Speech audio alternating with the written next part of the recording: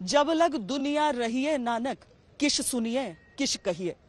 गुरु नानक देव की इस वाणी का जिक्र करते हुए प्रधानमंत्री नरेंद्र मोदी ने किसान संगठनों से एक तरह से एक अपील की कि संवाद जारी रहना चाहिए। लेकिन ये सारी अपीलें और कई राउंड की जो बातचीत है उसका नतीजा निकला नहीं, और अब तो सवाल सबसे बड़ा यह रह गया है कि बात बनेगी कैसे।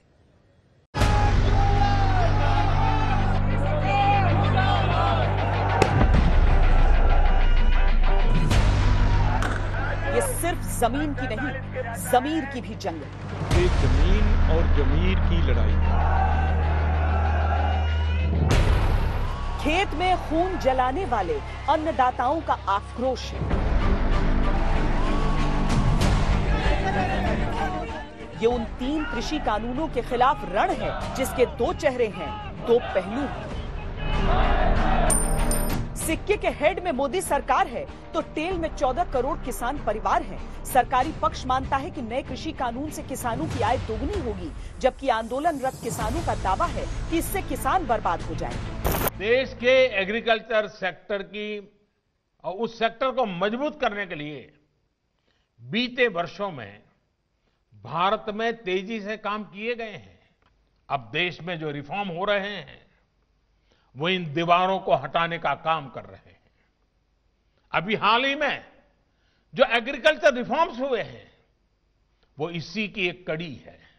इन रिफॉर्म्स के बाद किसानों को नए बाजार मिलेंगे, नए विकल्प मिलेंगे, उन्हें टेक्नोलॉजी का ज्यादा लाभ मिलेगा। जनता के हित में कानून बनाए जाते हैं, जनता के विरुद्ध कानून नहीं बनाए जाते। ये जनता के विरुद्ध कानून बना के पूंजीपतियों को लूटने का कानूनी अधिकार दे दिया गया है, उसके विरोध में ये सड़कों में लोग हैं। ये लड़ाई जितनी जमीनी है उतनी ही आशंका और वास्तविकता के बीच झूलती हुई। विपक्ष की तो आस इस आंदोलन पर टिकी है। जो किसान है उसने इस देश की नींव रखी है और वो दिन भर इस देश के लिए काम करता है। ये जो बिल पास किए गए हैं ये किसान विरोधी बिल है। प्रधानमंत्री जी ने कहा था कि ये बिल किसानों के हित के लिए है। सवाल उठता है कि अगर ये बिल किसानों के हित में है तो किसान सड़कों पे क्यों खड़ा है? किसान इतना गुस्सा क्यों है? क्योंकि इन बिलों का लक्ष्य प्रधानमंत्री जी के मित्रों को हिंदुस्तान का जो एग्रीकल्चरल सिस्टम है वो पकड़ाने का है, और किसान इस बात को बहुत अच्छी तरह समझ गया है। इस बीच टिकरी बॉर्डर पर डटे किसानों के बीच एक पोस्टर ने नए विवाद को जन्म दे दिया है। इस पोस्टर में दिल्ली दंगों के मास्टरमाइंड शर्जील इमाम, उमर खालिद समेत भीमा कोरेगांव के आरोपियों की तस्वीर है।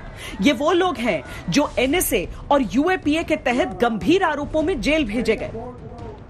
किसान है जो हमारे है, लेकिन किसान के आड़ में कुछ लोगों ने शर्जील इमाम और इनके रिहाई की मांग करना या किसान आंदोलन का माइक का उपयोग करके ही वो करना और उसके साथ साथ उनके पोस्टर लगाना, ये गलत उपयोग कुछ लोग कर रहे हैं। इससे किसानों को सावधान रहना चाहिए। सवाल उठने ही थे, आखिर किसान आंदोलन में दंगों और देशद्रोह के आरोप लगे लोगों के पोस्टर क्या कर रहे हैं? जवाब भी डंके की चोट पर था। भारतीय किसान यूनियन एकता उग्राहा के वरिष्ठ उपाध्यक्ष ने जेल में बंद आरोपियों को तुरंत रिहा करने की मांग को खुलकर दोहराया। ये जो कत्ल हुआ था टिकरी बॉर्डर के पास, और जिसमें उमर खालिद और शर्जील इमाम, तो वो आपने सर ऑर्गेनाइज कराया था? हाँ जी ऐसे कराया था। अच्छा, आपसे देखिए, हम किसानों से बात कर रहे हैं, हमारे मंत्रीगण बात कर रहे हैं। मैं भी अपील करता हूं कि हमारा बिल्कुल मन खुला हुआ आपसे बात करने के लिए। ये संशोधन देश में है, लेकिन मैं एक बात विनम्रता से कहना चाहूँगा, अगर देश को तोड़ने वाले किसानों के आंदोलन में घुसने की कोशिश करेंगे तो सख्त कार्रवाई होगी। किसान आंदोलन को गलत दिशा में ले जाने का जो प्रयत्न है उससे सरकार निश्चित रूप से चिंतित है, और मैंने कल भी किसानों को आग्रह किया है कि ऐसे तत्वों के हाथ में किसान आंदोलन को न जाने दें। पूरी सावधानी किसान यूनियन के लोगों ने बरती है। किसान आंदोलन ने अनुशासन को बनाए रखा है।